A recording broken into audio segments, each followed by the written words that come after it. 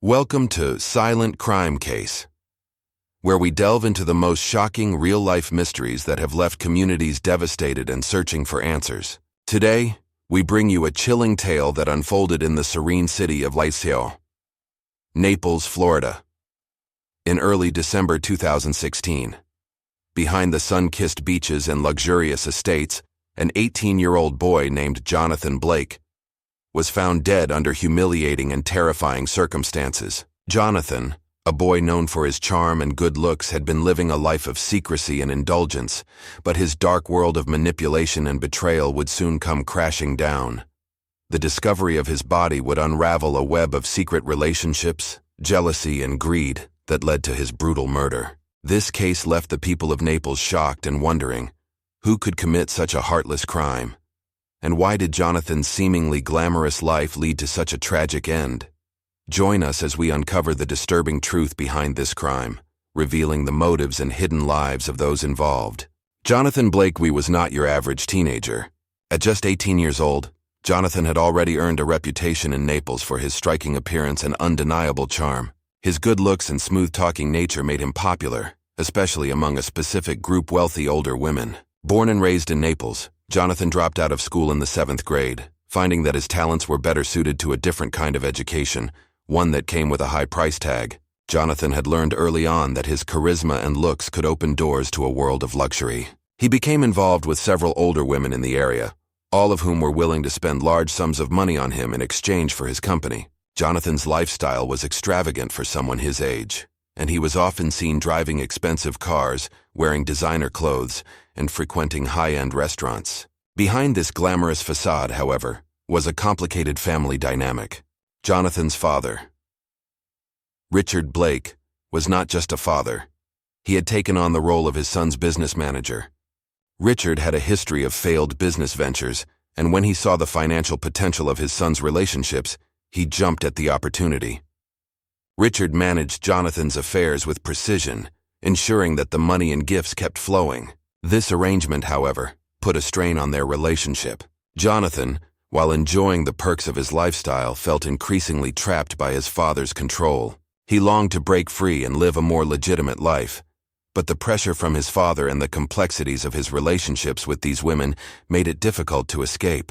Jonathan confided in close friends that he wanted to leave Naples and start fresh, perhaps even open a nightclub in Miami. But little did he know his life would soon be cut short.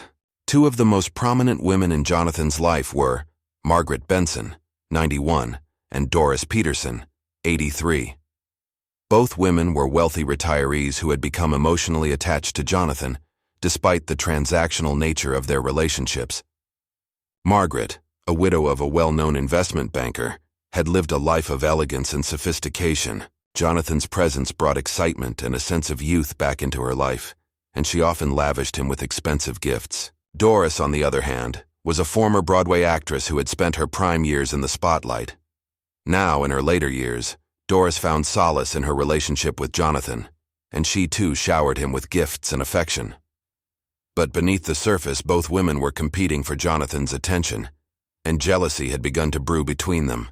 As Jonathan's connections with wealthy older women deepened, so did the tension between his various lovers. On the surface, women like Margaret Benson and Doris Peterson seemed content with their transactional relationships. But behind the closed doors of their opulent apartments, jealousy and resentment simmered. Margaret, who had developed genuine affection for Jonathan, was beginning to feel threatened by his other lovers, particularly Doris. Doris, on the other hand, was not willing to share her young prize with anyone else. Neighbors reported that Doris would often be heard talking about Jonathan with a possessive tone, sometimes referring to him as her last great romance. In public, the women played the part of sophisticated retirees, but in private, their rivalry over Jonathan's attention was reaching dangerous levels. The delicate balance in their relationships was about to shatter, leading to deadly consequences. On the morning of December 5, 2016, Margaret Benson was expecting Jonathan to join her for breakfast. The two had spent the previous night together in her luxurious apartment in Naples, and it was not uncommon for Jonathan to stay over. But when Margaret woke up that morning and did not hear from Jonathan, she began to worry. Margaret decided to check the guest bathroom, where Jonathan often went to freshen up after spending the night. What she found was beyond anything she could have imagined. Jonathan's body was slumped over the toilet, his pants on the floor, and a pool of blood collecting beneath him. The sight was horrifying. Jonathan had been shot in the head, and it was clear that his death had been sudden and violent. Margaret, in a state of shock, immediately dialed 911, her voice trembling as she told the operator what she had found. First responders arrived within minutes, and the apartment was quickly cordoned off. As they assessed the scene, it became clear that this was no ordinary crime. The lack of disturbance in the apartment suggested that Jonathan had been caught off guard, possibly during a vulnerable moment. There were no signs of a struggle, no overturned furniture, and nothing to indicate that anyone else had been in the apartment, at least at first glance. The lead detectives assigned to the case, Maria Leyva and Todd Matthews, arrived at the scene shortly after the initial 911 call. Both detectives were seasoned veterans of the Naples Police Department, known for their meticulous attention to detail and ability to solve even the most perplexing cases. As they entered Margaret Benson's apartment, they immediately sensed that this was going to be a complex investigation. Detective Leyva began by interviewing Margaret, who was still visibly shaken. Margaret explained that she had been in a romantic and sexual relationship with Jonathan for over a year. She admitted that their relationship had been transactional. She provided him with financial support, and in return, he provided her with companionship. Despite the nature of their arrangement, Margaret insisted that she had developed genuine feelings for Jonathan and was devastated by his death. Margaret told the detectives that she had last seen Jonathan alive the night before, when they had dinner together at a local restaurant. He had spent the night at her apartment, as he often did, and everything had seemed normal. She had no idea who could have wanted to harm him. Detective Matthews, meanwhile, began canvassing the apartment for clues. The bathroom where Jonathan's body was found was eerily clean. Aside from the pool of blood beneath him, there were no signs of a struggle, no broken items, and nothing to suggest that anyone else had been in the room. The lack of physical evidence was troubling, but Matthews knew that forensic analysis might uncover hidden clues. As the investigation progressed, detectives learned more about Jonathan's relationships with other wealthy older women in the Naples community. One name that kept coming up was Doris Peterson, the 83-year-old former Broadway star who lived in the same apartment complex as Margaret. Doris had been involved with Jonathan for several months, and friends described her as fiercely possessive of him.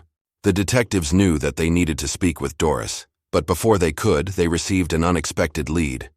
Security footage from the apartment complex showed Richard Blake, Jonathan's father, entering the building on the morning of December 5th. Richard had not mentioned being at the apartment complex when detectives initially questioned him, and this raised suspicions. In a place like Naples, Florida, secrets don't stay hidden for long. The neighbors at the upscale apartment complex where Jonathan spent much of his time had long whispered about the young man's relationships with older women. They noticed the expensive cars coming and going, the lavish gifts being delivered, and the late-night visits to Margaret's and Doris's apartments. But while the community gossiped, no one could have predicted the dark turn these relationships would take. Some neighbors claimed they had seen Richard Blake, Jonathan's father, lurking around the complex at odd hours. Others mentioned hearing raised voices on more than one occasion, suggesting that all was not well between Jonathan and those closest to him. Yet no one came forward with their suspicions until it was too late. What was seen as harmless gossip in the neighborhood would soon reveal itself as critical pieces of a much larger puzzle, one that ended with Jonathan's tragic death. With new information in hand, detectives turned their attention to Richard Blake, Jonathan's father. Richard had always been a central figure in Jonathan's life, but their relationship had become strained in recent years. Richard had taken on the role of managing his son's relationships with wealthy older women, ensuring that the money and gifts continued to flow. But Jonathan had grown increasingly frustrated with his father's control and had recently expressed a desire to break free. Richard was brought in for questioning on December 7, 2016. When detectives asked him about his presence at the apartment complex on the morning of the murder, Richard hesitated. He claimed that he had simply stopped by to check on his son, but his story was inconsistent. As the interrogation continued, Richard became visibly nervous, fumbling with his words and avoiding direct eye contact with the detectives. Detective Leyva pressed further, asking Richard about his relationship with Jonathan. Richard admitted that their relationship had been difficult in recent months, but he insisted that he had only wanted to help his son navigate his complicated lifestyle. When asked if he knew about Jonathan's plans to leave Naples and start fresh, Richard's demeanor shifted. He became defensive, raising his voice and accusing the detectives of trying to twist his words. Despite Richard's protests, detectives were becoming increasingly suspicious. The security footage, combined with Richard's inconsistent statements, suggested that he was hiding something. But without concrete evidence linking him to the murder, they couldn't make an arrest. The detectives then turned their attention to Doris Peterson, the other prominent woman in Jonathan's life. Doris had been deeply involved with Jonathan, and friends described her as possessive and jealous of his relationships with other women, particularly Margaret Benson. When Doris was brought in for questioning, she maintained a calm exterior, but detectives could sense the underlying tension. Doris admitted that she had been upset when she found out about Jonathan's relationship with Margaret, but she insisted that she had nothing to do with his death. "He was my everything," she said, her voice trembling slightly. "I would never hurt him." However, her alibi for the morning of the murder was weak. She claimed that she had been home alone, but there was no one to corroborate her story. As the investigation continued, the forensic team worked tirelessly to uncover any evidence that might point to the killer. The lack of fingerprints or physical evidence at the scene was frustrating, but the team remained hopeful that something would break the case open. One of the first breakthroughs came when the forensic technicians analyzed Jonathan's hands for gunshot residue. The tests came back negative, confirming that Jonathan had not fired the weapon himself. This ruled out the possibility of suicide and solidified the case as a homicide. Next, the detectives turned their attention to Jonathan's phone, hoping that it might provide some insight into his final moments. What they found was a series of text messages between Jonathan and his father, Richard, that painted a troubling picture of their relationship. In the days leading up to his death, Jonathan had sent several angry messages to his father, accusing him of controlling his life and exploiting his relationships with older women for financial gain. Jonathan had grown tired of living under his father's thumb and had threatened to expose Richard's involvement in the illegal activities surrounding his relationships. In one message, Jonathan wrote, "I'm done with this. If you don't stop, I'll tell everyone what you've been doing." These messages provided detectives with a clear motive. Richard had everything to lose if Jonathan followed through on his threat. With this new evidence in hand, detectives were now more confident than ever that Richard Blake was involved in his son's murder. As detectives delved deeper into Richard's background, they uncovered a disturbing secret. For years, Richard had been secretly filming Jonathan's encounters with his wealthy lovers and selling the footage to adult film producers overseas. The money from these illegal activities had been funding Richard's lavish lifestyle, but Jonathan had recently discovered the truth. When Jonathan confronted his father about the secret recordings, their relationship took a turn for the worse. Jonathan was furious that his father had been exploiting him for financial gain, and he threatened to go public with the information. Richard, fearing that his entire operation would be exposed, tried to convince Jonathan to stay quiet, but Jonathan was determined to break free from his father's control. The messages between Jonathan and Richard revealed just how strained their relationship had become. Jonathan felt betrayed by his father and wanted to start a new life, free from the manipulation and exploitation that had defined his teenage years. But Richard, desperate to maintain his grip on the lucrative operation, couldn't let that happen. The detectives now had a clear picture of the motive behind the murder. Richard Blake, driven by greed and fear of exposure, had killed his own son to protect his illegal activities. On December 12, 2016, detectives brought Richard Blake in for a second round of questioning. This time, armed with the text messages and the knowledge of Richard's illegal activities, they were determined to get a confession. At first, Richard continued to deny any involvement in his son's death. He insisted that he had only been trying to help Jonathan, and that their relationship, while strained, had not been as bad as the detectives were making it out to be. But as the detectives laid out the evidence, security footage, text messages, and financial records, Richard's façade began to crumble. Detective Leva pressed him harder, asking why he had been at the apartment complex on the morning of the murder. Richard fumbled for an explanation, claiming that he had only stopped by to check on Jonathan, but his story was inconsistent. Finally, after hours of questioning, Richard broke down. In a tearful confession, he admitted that he had killed Jonathan. He explained that Jonathan had confronted him about the secret recordings and threatened to expose him. Fearing that his entire operation would be destroyed and that he would be financially ruined, Richard panicked. In a moment of rage, he grabbed a gun and shot Jonathan while he was in the bathroom, catching him off guard. Richard's confession was chilling. He described how he had planned the murder, knowing that Jonathan would be vulnerable while in the bathroom. After killing his son, Richard had fled the scene, hoping that the crime would be pinned on one of Jonathan's lovers.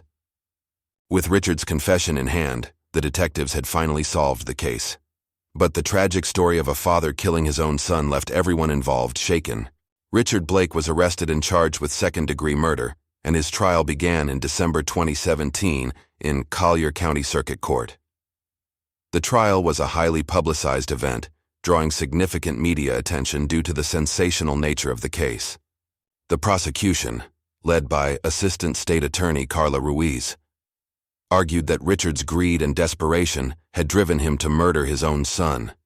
Ruiz presented the evidence in meticulous detail, showing the jury the text messages between Jonathan and Richard, the financial records that revealed Richard's exploitation of his son's relationships, and the security footage that placed Richard at the scene of the crime on the morning of the murder. The defense, led by attorney Seth Collins, attempted to portray Richard as a man who had been driven to the brink by financial pressures and addiction. Collins argued that Richard had not acted out of malice but rather out of desperation, driven by his fear of losing everything. The defense also presented evidence of Richard's history of drug addiction, hoping to garner sympathy from the jury. Despite the defense's efforts, the prosecution's case was strong. Ruiz emphasized that Richard had made a calculated decision to murder his son, not out of desperation, but out of greed and a desire to protect his illegal activities. The jury was shown Richard's confession, which left little room for doubt about his guilt. After several days of testimony, the jury deliberated for just a few hours before returning with a verdict guilty of second-degree murder. Richard Blake was sentenced to 30 years in prison, a sentence that many felt was too lenient given the nature of the crime. The courtroom was filled with mixed emotions as the verdict was read. Jonathan's mother, Linda Blake, who had been estranged from both her son and her ex-husband, wept openly. Jonathan's older brother, Michael Blake, who had remained distant from the family drama, sat silently in disbelief. The murder of Jonathan Blake and the subsequent trial of his father sent shockwaves through the community of Naples, Florida. The once glamorous life that Jonathan had led with his wealthy lovers was revealed to be a tragic façade, hiding a dark world of exploitation and betrayal. The women who had been part of Jonathan's life, Margaret Benson and Doris Peterson, were left devastated by the revelations about Richard's manipulation of their relationships with Jonathan. Margaret, in particular, struggled with feelings of guilt, wondering if she could have done something to prevent Jonathan's death. Doris, on the other hand, withdrew from the public eye, refusing to speak to the media about the case. Richard's arrest and conviction brought some sense of closure to the Blake family, but the emotional damage left behind would take much longer to heal. Jonathan's death had shattered the family, leaving them to grapple with the devastating consequences of Richard's actions. The case also left a lasting impact on the community of Naples. For many, the murder served as a stark reminder of how greed and secrecy can lead to unimaginable tragedy. The once quiet city would never be the same, as the residents struggled to come to terms with the dark underbelly of their seemingly idyllic lives. Thank you for watching Silent Crime Case. What do you think about this tragic case of betrayal and murder? Share your thoughts in the comments below, and don't forget to like, subscribe, and hit the notification bell for more real-life crime stories. Stay safe, crime solvers, and remember, sometimes the darkest secrets are hiding in plain sight.